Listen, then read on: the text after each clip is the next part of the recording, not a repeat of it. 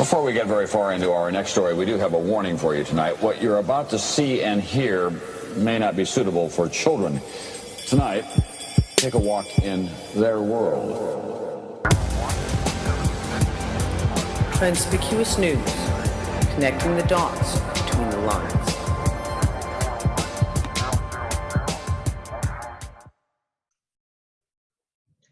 Good morning, everyone.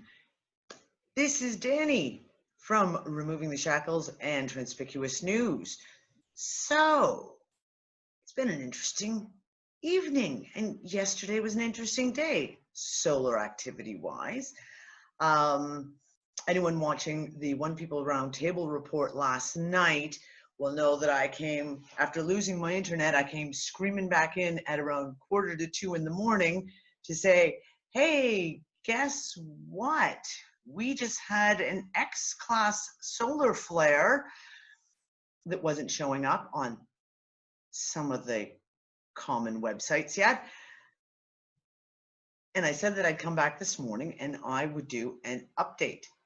Little did I know that it wouldn't just be a little update. This was going to call for a little more than just a couple of pictures in a little article. So let's just review a few things.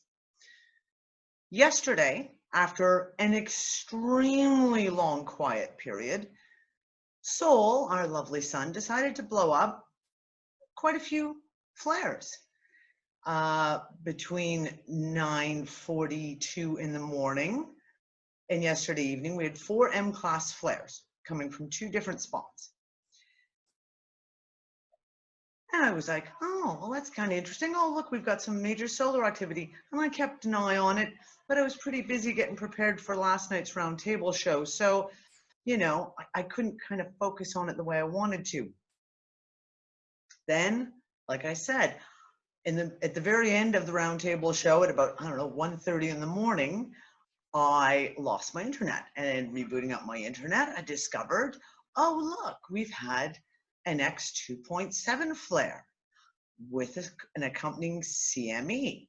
Well, that's kind of interesting. So I let everybody know. And I talked about the fact that an older filament ripped off a few days ago, and we had an incoming CME that was supposed to hit today by their own prediction models around 1400 UTC time, give or take 7 hours plus or minus. Well, things got a little bit interesting, like I said. So I want to take you through a few things. I'm going to throw it up onto screen share, and we will take you through a few different pieces. Now, hold on, I'm just going to fix my camera here. This is yesterday's solar flares, okay? I am on TSIS right now, which is a Russian observatory. If you can look, we had 23 solar flares yesterday. 4 of them were M-class, and of course we have our 1 M-class now. Our 1 X-class. I want to direct your attention to time, okay? The first M-class flare with a M1.9 from flare spot 2339, which is 2322, rotating back around again, was at 9:42 in the morning, yesterday morning. And that started off quite the tango on the sun. Let's go take a look at a few things though. So bear with me a second here. There we go again. This is from SolarHam. Bear with me a second, guys. I got to slide my screen around a bit. Here we go. So looking at SolarHam this morning, last night they had no listing of the X-class flare. I had to go looking elsewhere to find the information that I wanted, which immediately made me go, that's interesting. Why isn't that listed yet? And I went looking at a few other things. Now, I want to jump back for just a quick second. We know, no, let me say this. I surmise that information is being edited by the various observatories and satellite feeds. We know it just seems like there's little delays before information comes out. Now, we had the CME that blasted off a few days ago. And it was geo-effective. It was directly Earth-facing. And by their own prediction model, this should have hit, and you can see here, this is, unfortunately, this is a screenshot. This should have hit at right around 1300 UTC time today, plus or minus 7. Well, when I went and looked, oh, that's already swept past Earth at 1:30 this morning. 1:30 this morning is not plus or minus 7 hours. And I'm going to go out on a limb and say that minor little CME was obviously moving a lot faster than they're telling us. Okay, so there's our first piece. Go back down here again. Now, here we have the flares coming in, the 4 flares. Very interesting, like I said, after there being quite a quiet period.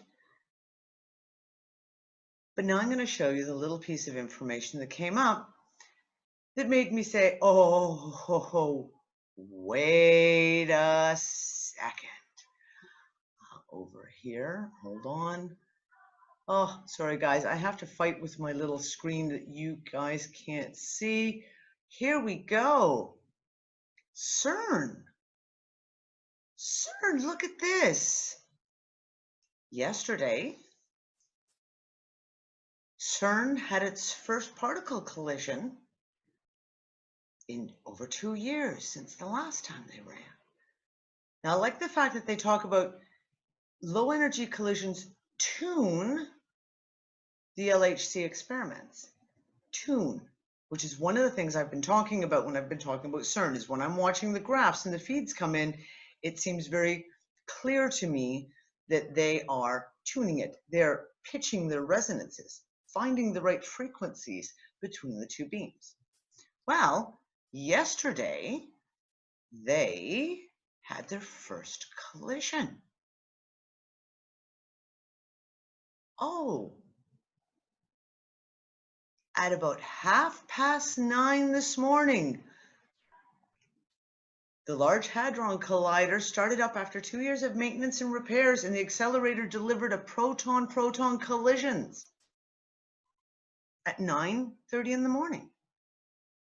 You know, 9:30 in the morning, as in, let's see, when was that first MClass flare? Oh, at 9:42 a.m. after literally almost nothing for over a week.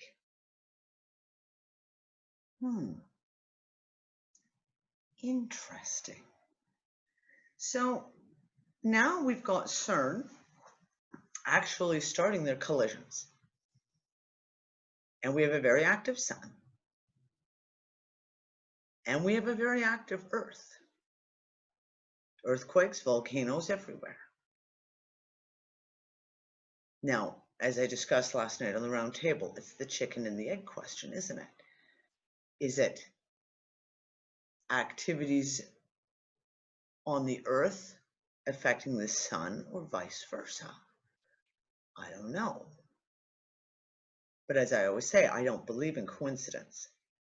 And when we see an MClass flare go off literally just minutes after the first particle collision with CERN, followed by a series of M and C class flares ending with an X class, 2.7, with an accompanying CME, which I do not believe will be Earth facing, but I will update as soon as I can because, oh, look, they have not updated any of their models yet.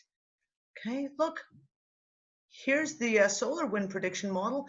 It's still showing the old CME as coming in at 1700 today, and yet it already went past, what are we, 11:14 in the morning now? It only went past 10 hours ago. So we're having some extreme slowness in updating of information coming in. So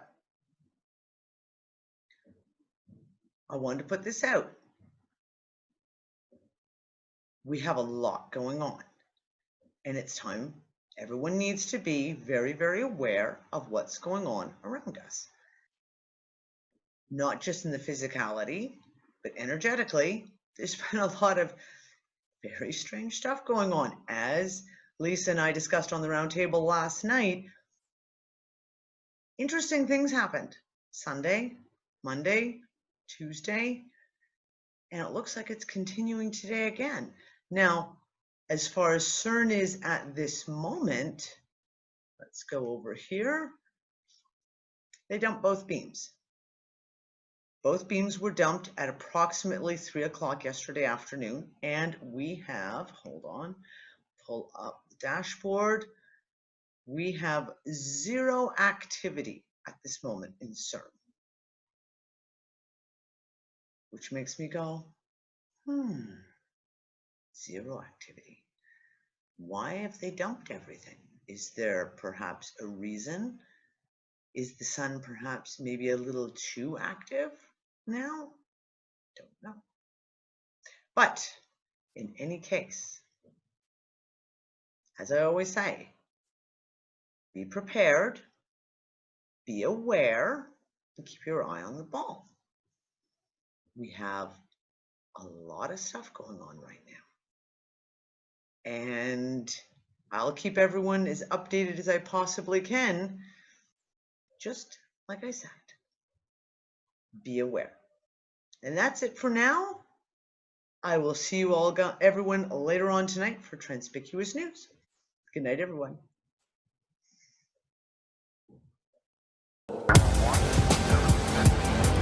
Transpicuous News, connecting the dots between the lines.